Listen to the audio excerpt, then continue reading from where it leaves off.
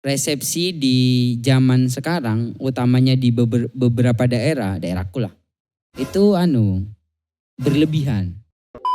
Kalau kamu datang ke acara saya bawa 50.000, maka saya harus mengembalikan dengan nilai yang sama misalnya. Kalau itu gap tahunnya berbeda jauh. Kadang karena kan banyak orang yang kesana hanya untuk makan tapi tidak memberikan apapun gitu kan. Apalagi makannya banyak itu ya.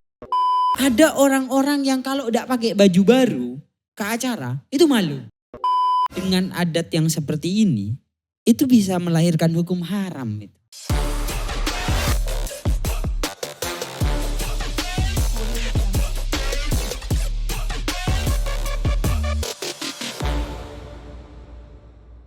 Assalamualaikum warahmatullahi wabarakatuh. Waalaikumsalam warahmatullahi. Selamat malam, selamat siang, dan selamat sore. Berduka karena kemarin video yang panjang lebar kita bahas, ternyata memori dari HP untuk yang merekam tidak cukup. Akhirnya kita harus dengan lapang dada Menerima rekaman lagi. Kita akan bahas apa yang sudah dibahas kemarin. Semoga aja ya tidak basi ya. Moodnya pasti tidak sama. Ya, sekalipun moodnya tak sama, paling tidak nilai-nilainya lah ya. Semoga nilai. Karena bisa tersampaikan. Jarang sekali kan kita membicarakan apa yang sudah dibicarakan gitu. Dan benar-benar kemarin kan dari ketidaktahuan gitu kan. Ya, sekarang kan dari tahu. Sekarang dari tahu, jadinya ya gimana gitu. Ini mau ngomong ini habis ini. Kan bukan ngobrol jadinya. Baca skrip. Oke, jadi yang akan dibahas yaitu tentang walimah ya. Walimah atau pesta ya. Walimah itu bahasa Indonesianya pesta. Benar, pesta. Bukan resepsi ya. Resep sama. Resepsi itu bukan hanya untuk nikah. Ya kalau walimah di masyarakat kan sebenarnya banyak kan. Bukan cuma walimah nikah, dan itu ada di dalam kitab-kitab fikih. Walimah nikah. Resepsi di dalam bahasa Indonesia itu kan sebenarnya perayaan ya mungkin. Iya, ya. Perayaan. Coba tak lihat KBBI guys. Ya jadi gitu ya. Demo jadi, sama orang Indonesia nanti. Jadi yang akan kita bahas itu adalah tentang walimah. Jadi sebelum itu kasih pendahuluan lah apa itu walimah. Oke.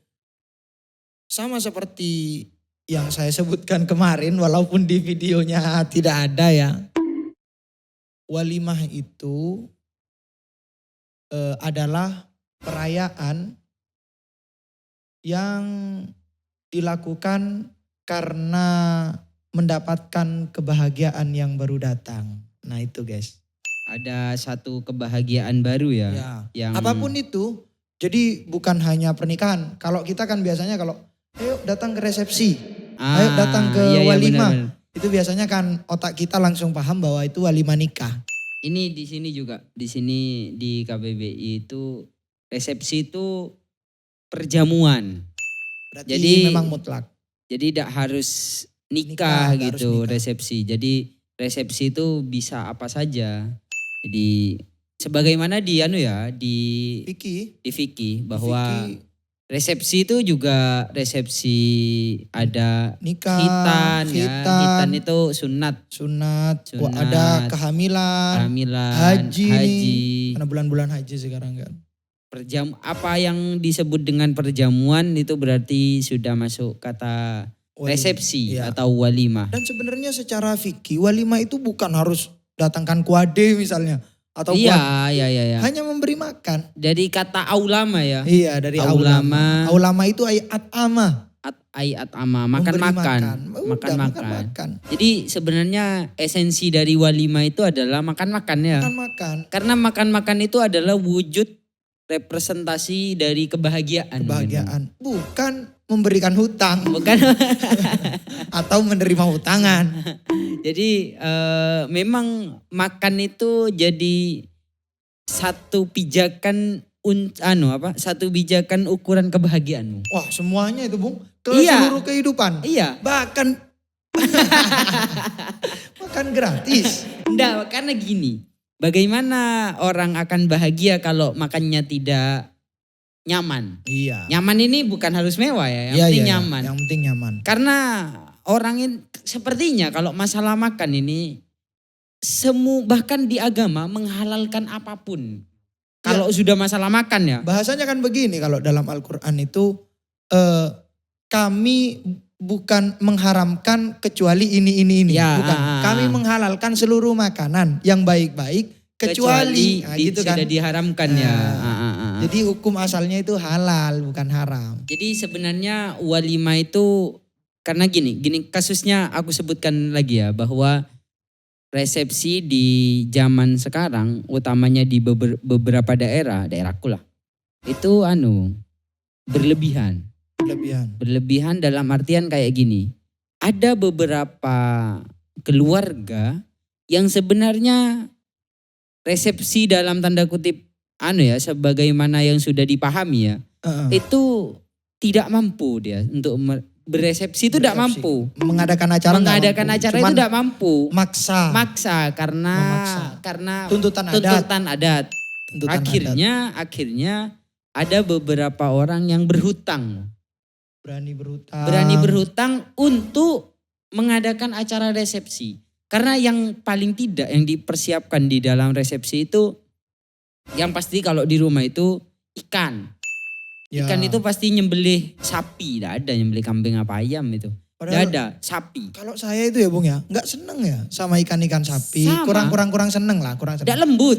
Enak ayam. Dan saya beberapa kali sakit gigi. Dan ketika saya tanya ya Bung ya sama orang-orang yang biasa resepsi, kenapa sih kok harus kambing? Kalau misalnya nggak ada sapi atau kenapa sih kok harus sapi? Ini tandanya orang acara katanya. Jadi dianggap kaya. Dianggap elit. Jadi makanan itu tidak lagi, makanya bahkan sekarang kalau mau bahas makanan ya. Sekarang brand-brand itu tidak memperdulikan kenyamanan Bung. Yang penting elok, dianggap elit kalau kamu makan Starbucks misalnya. Kopi misalnya. Boleh nyebut merek. Nanti di Starbucks gitu. Di planet lain. Starbucks misalnya. Berapa itu? Pernah beli kamu? Itu 50-an kayaknya. Ada yang 80 juga guys. Ada yang 80. Itu sama dengan rasanya dengan yang 10.000 lah. Iya. Jadi orang sekarang bukan lagi membeli rasa. Tapi kalau kita ya bicara begini. Kalau anak FOMO enggak guys. Anak-anak FOMO itu. Anak-anak yang ikut-ikutan tren. Itu bilangnya beda rasanya. Gimana? Ya sudah kamu beli mereknya bukan beli makanannya itu. Ya kembali ke ya Bung ya. Bahwa acara resepsi itu sebenarnya bagaimana sih pandangan Islam? Apakah resepsi itu anjuran dari Nabi atau gimana? Apakah tetap boleh melaksanakan resepsi karena itu tuntutan adat sehingga dia harus berhutang gimana misalnya? Nabi itu ya Bung ya sangat menganjurkan seseorang terutama ketika pernikahan ya. Sebenarnya nggak harus pernikahan kan tadi sama seperti yang dibahas tadi. Pokoknya kalau kamu dapat kebahagiaan maka rayakanlah bersama tetanggamu, bersama agar semuanya bahagia, agar idkhulus surur ala ghairihi, memberikan kebahagiaan kepada orang lain. Menyalurkan. Itu lebih bahagia daripada kebahagiaan itu dinikmati oleh dirimu sendiri gitu kan.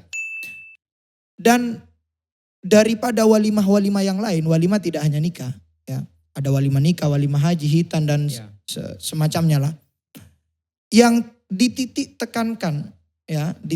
tekankan oleh Nabi dan itu banyak banget hadis sahihnya tentang walimah nikah ini. Nabi selalu mengulangi bahwa sunnah mengadakan walimah nikah.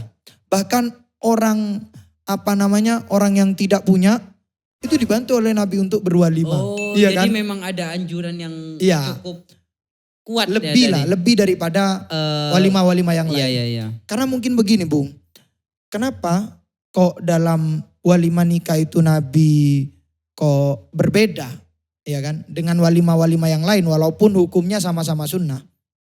Karena Nabi paham bahwa walimah adalah it'amut to'am, hanya memberikan makanan. Sehingga apa sih susahnya orang memberikan makanan kepada orang lain. Cuman ditanggapi berbeda dengan adat-adat masyarakat. Sehingga ada yang harus ikan sapi lah, ada yang harus Iya inilah. benar. Karena Ada memang kan sahabat karena Nabi yang hanya pakai kurma itu, ngasih kurma. karena memang gini, Bu. Aku bisa memastikan bahwa kalau ada acara, apalagi acara pernikahan ya, kemudian tidak sapi nih, wah itu mending tidak usah. Iya, beneran. Mending tidak usah mengadakan acara daripada tidak ikan sapi. Nah itu bukan agama sudah, Bu. Itu sudah bukan agama. Bagiku itu sudah adat Dan berlebihan. dan kan? berlebihan. Makanya dan konteks juga yang memberatkan bahwa gini tentang orang-orang yang hadir. Pertama, memberatkannya tadi bahwa ada beberapa yang tidak mampu karena resepsi itu dianggap menikah itu kan cuma berapa sih? Bayar mahar doang kan? Iya, bayar mahar doang. Bayar mahar doang. Itu pun kalau misalnya ada pungli dari enggak lah. Sangat murah lah, sangat murah. Sangat nih, murah. Tapi sayangnya ada beberapa orang yang sampai tidak berani menikah gara-gara tidak punya biaya nikah.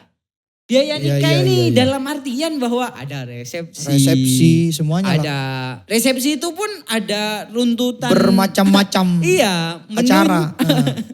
Bahkan ada sapi, ada kuade di sana dan lain-lain. Itu yang pertama. Bahkan ya yang lebih parah.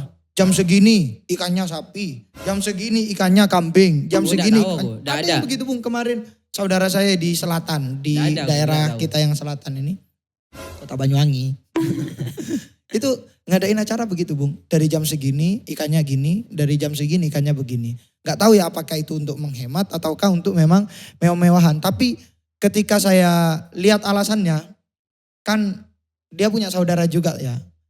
Saudaranya itu yang sebelumnya menikah, itu resepsinya bagus lah Bung.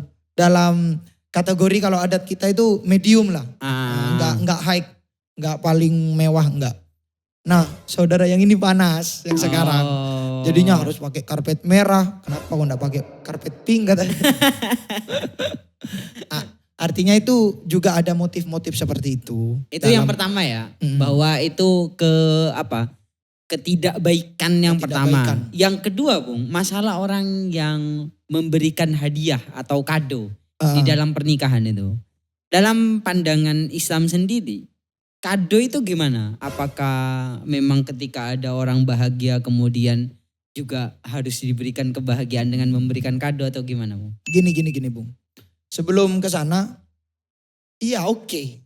Kita sama-sama paham bahwa secara fikih menghadiri walimah nikah itu wajib kalau diundang itu. Dosa ya. Dosa kalau enggak hadir, kalau enggak ada udzur. Beda dengan walimah-walimah lain. Kalau Anda diundang untuk ke walimah khitan, walimah haji enggak datang, itu sunnah hukumnya, enggak berdosa. Tapi kalau walimah nikah itu wajib. Ya tapi kalian harus ngerti juga, walaupun wajib itu bukan sampai misalnya tuan rumah harus memberikan apapun yang Anda minta misalnya. Itu yang pertama. Kadang karena kan banyak orang yang kesana hanya untuk makan tapi tidak memberikan apapun gitu kan. Apalagi makannya banyak itu ya. Yang kedua, ketika dia memberikan hadiah, apakah wajib itu sampai harus memberikan hadiah? Gitu kan pertanyaan selanjutnya kan. Enggak, hukumnya memberikan hadiah itu sunnah.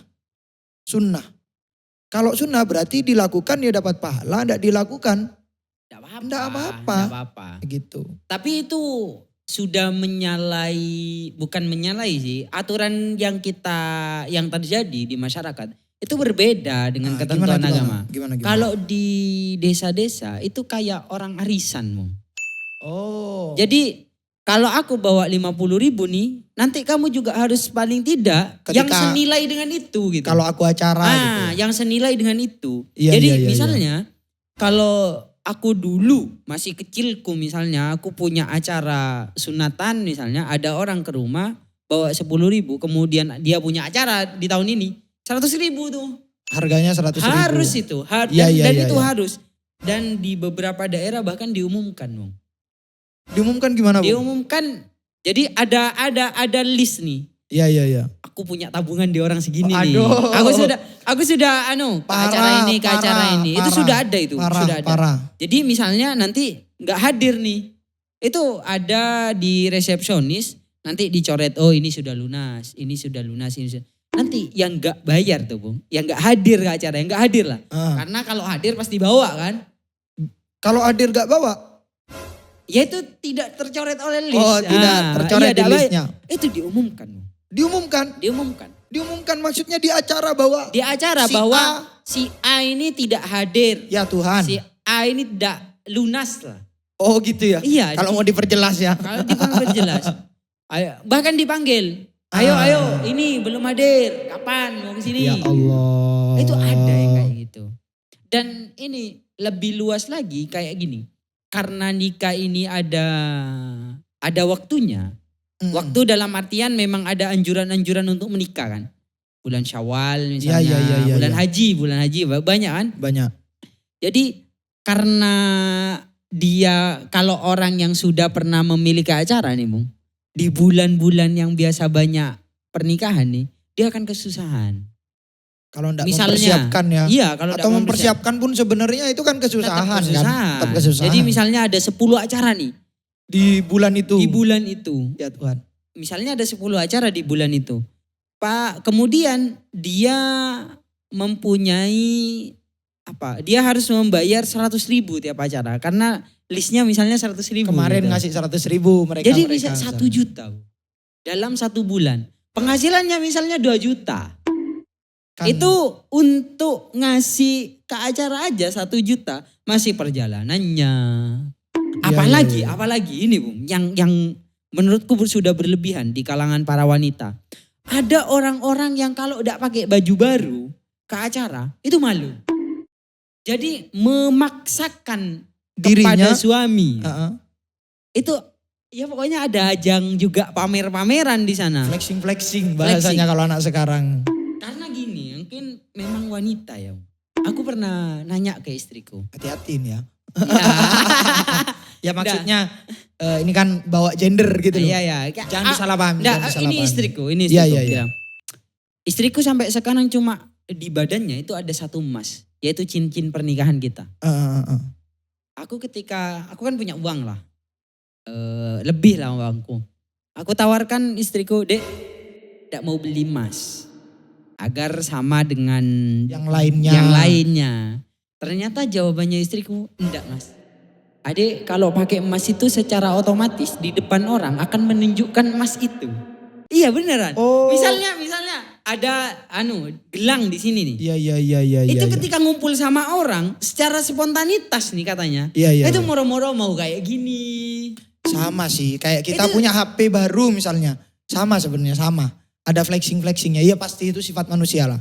Iya. Makanya dari situ istriku tidak mau beli emas. Karena dia malu sendiri. Kalau melakukan itu ya. Karena dia tahu itu akan merendahkan dirinya. Ya. Makanya akhirnya udah lagian juga adik kalau pakai emas biasa kadang hilang. Akhirnya enggak beli emas. Dan kalau mau secara estetika juga ya. Secara kita mau secara estetik. Di daerah kita ya. Kayaknya emas itu kalau dipakai oleh ibu-ibu ya. Itu enggak bagus dah. Walaupun banyak dah, walaupun mahal, enggak bagus. Kayak perindapan. Enggak, tapi itu yang pertama ya tadi yang pertama bahwa itu sudah mempersiapkan acara sangat gede. Yang kedua di sana ada menyusahkan orang. Karena dianggap hutang berhutang. Yang ketiga karena acara itu sangat lama Bung. Ada yang sampai 3 hari. Acara itu ada yang sampai 3 hari. Wow. Akhirnya yang masak tidak mungkin 1 orang. Ya pasti banyak yang sip-sipan lagi. Ya namanya di desa kan pasti membantu lah. Pasti membantu. Jadi sudah ada berapa orang yang tidak bekerja dalam 3 hari. Di saat dia juga harus mengeluarkan uang nih. Tidak bekerja setiap harinya. Iya, ya itu. Jadi tolonglah. Kalau bagiku dengan adat yang seperti ini. Itu bisa melahirkan hukum haram itu. Ya. Gini Bung, kalau di fikih itu tadi soal yang ketika dianggap hutang berhutang itu. Kalau kamu datang ke acara saya bawa 50.000, maka saya harus mengembalikan dengan nilai yang sama misalnya. Kalau itu gap tahunnya berbeda jauh. Itu kalau di pembahasan fikih sebenarnya ada bahasa qardun hukmi. Gimana itu? Hutang secara tersirat. Kan hutang ada dua ya. Ada memang yang orang hutang ucapannya itu memang saya mau ngutang sama kamu, saya mau minjem sama kamu gitu kan. Kalau itu kan enggak. Ucapannya nih saya ngasih hadiah ke kamu atau salaman enggak ngucapin kan terima kasih gitu kan. Tapi itu dianggap hutang kan. Karena ada makna hutang di dalamnya kan kayak gitu. Nah yang lucu begini, di dalam kitab Fathul Mu'in ya, Syekh Zainuddin Abdul Aziz Al-Malibari, beliau itu begini, menampakkan memang dalam persoalan ini ada dua pendapat. Ada yang mengatakan bahwa itu tidak dianggap hutang, ada yang mengatakan itu dianggap hutang. Tapi yang diunggulkan oleh beliau adalah itu bukan hutang. Mungkin beliau sama kayak kita ya, meyakini bukan meyakini, mungkin mangkel. Pada saat itu beliau menemukan orang-orang di sekitarnya itu kesusahan dengan itu. Aku benar-benar menemukan itu. Mengeluh dengan aduh harus balik nih, harus balik. Karena kalau yang tadi, karena kalau tidak mengembalikan itu akan jadi omongan. Akan jadi omongan. Dan aib. Itu jadi aib gitu. Bahkan lebih aib daripada berzina itu. Makanya aku kemana-mana, aku sekiranya ya sayangnya aku tidak bisa hidup sendiri di dunia ini ya. Iya.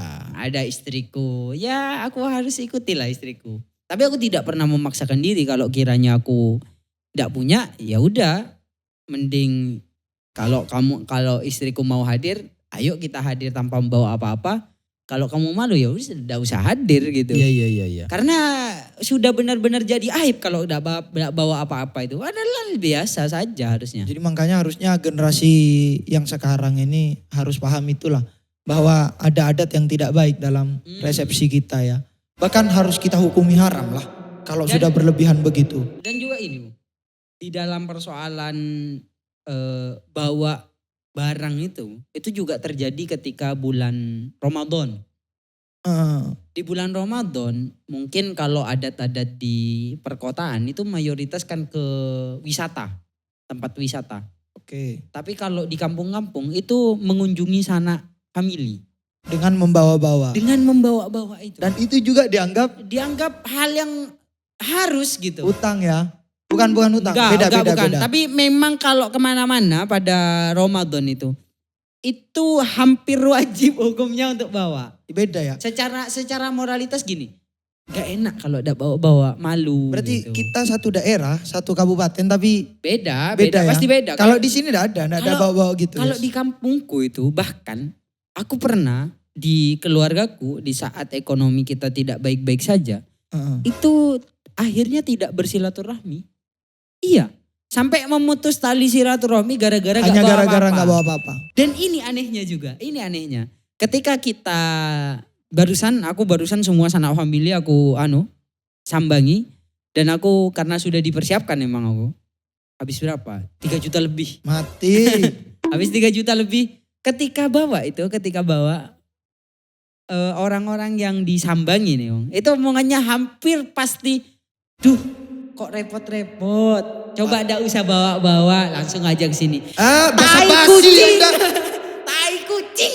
Basa-basi Anda. Bilang saja, kok ndak banyak. Itu tai kucing kayak gitu tuh. Tai kucing itu. Tapi untung di sini ndak ada ya. Saya nggak tahu sih, cuman selama saya hidup di sini 24 tahun sampai sekarang tidak pernah ada. Bahkan umi saya sendiri tidak pernah bawa. Apa mungkin umi saya gara-gara orang terpandang? Tapi enggak sih. Enggak sih. Ketika saya ngeliat orang-orang enggak ada yang bawa-bawa. Ya itu mungkin juga karena di desa itu hidupnya itu mayoritas berkembang dengan budaya rasa gitu. Jadi yang diutamakan bukan keberakalan, tapi ya perasaan. Gak enak gitu, gak bawa-bawa.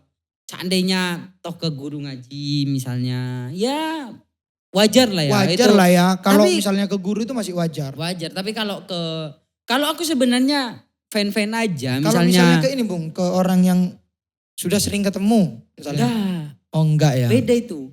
Tapi ada kalau di rumah itu adatnya, kalau di sekitar rumah nih, itu memang tidak bawa bingkisan.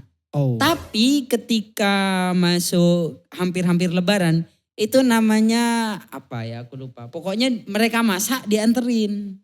Oh gitu, ya sama sih kalau sampai sekarang. Bukan hanya Ramadan kan, ketika masuk bulan Syakban, ketika tahun baru Islam. Benar. Itu kalau di Madura kan ada tajin itu, buat tajin. Ya. Jadi kalau di rumah-rumah itu kenapa kok di sekitar rumah dikasih bingkisan ketika lebaran? Karena sebelumnya sudah dikasih makanan gitu. Bagiku kalau adat yang seperti itu enggak apa-apa. Sangat menunjukkan bahwa kita masih harmonis dengan tetangga kita. Tapi kalau yang tadi tuh Bung, tapi apalagi aku sebenarnya bagi orang yang bawa-bawa itu fan-fan aja. Tapi jangan sampai menjadi alasan ketika tidak punya tidak datang gitu. Masalahnya begini, apakah itu hanya berlaku pada yang muda ke yang tua ke yang muda enggak memberi juga?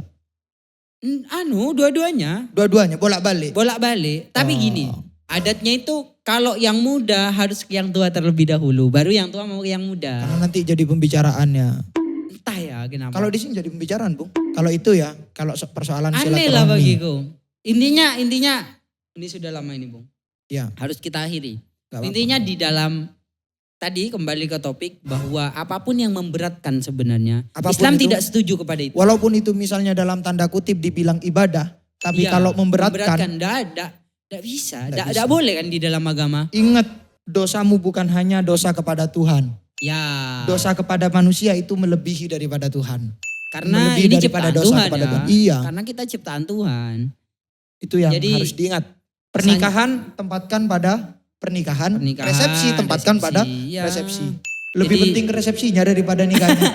Jadi gini pesanku bagi kawan-kawan.